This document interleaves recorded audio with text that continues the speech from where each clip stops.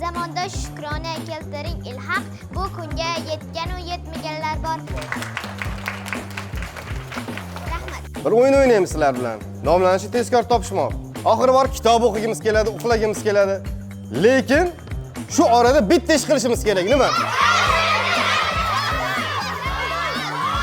Hojimurodov Abubakrni mana shu sovg'a bilan sizga taqdim qilamiz. Javobimiz gorizont. Mana bugun biz hozir 312-sonli umumta'lim maktabida tuman hokimligi, Ma'naviyat va ma'rifat markazi Uchtepa tuman bo'limi hamkorlikda Lookbook loyihasi doirasida o'quvchi yoshlarimizni kitobxonlik mutolaasiga chorlash, kitobxonlik madaniyatini shakllantirish maqsadida kitob savdosi hamda kitob ko'rgazmasi o'tkazildi. Asosiy maqsadimiz o'quvchi yoshlarni ongida, ularda kitobxonlik madaniyatini shakllantirishdan asos bo'ldi. Juda ham chiroyli tadbir tashkil etildi. Kitobmi, telefonmi? Ikkalasi. Ikkalasini ham. Nima sababdan? Bir kitob o'qiyman, bir telefon o'ynayman. Kitob yoki telefon? Kitob.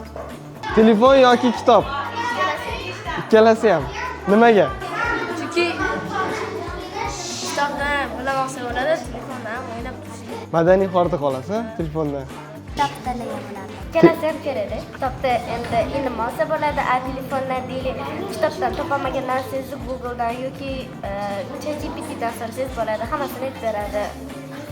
Zamon texnologiyasi hozir rivojlanyapti. Shunga ko'ra kitob kerakmi yoki telefonmi degan masala turibdi. Albatta bu masalaga keng fikr doirada qarash kerak. Birinchi o'rinda albatta kitob hamda telefonni ham o'ziga yarasha yaxshi tomonlari bor. Ya'ni telefondan olganda bolalar qaysidir ma'lumotni kitobdan topa olmagan bo'lsa, ana shu telefondan qidirib topsa bo'ladi. Keyingisi sizning maktabingiz yoki sizning ta'lim dargohingiz yoki bo'lmasam sizning ish faoliyat joyingiz bo'lishi mumkin.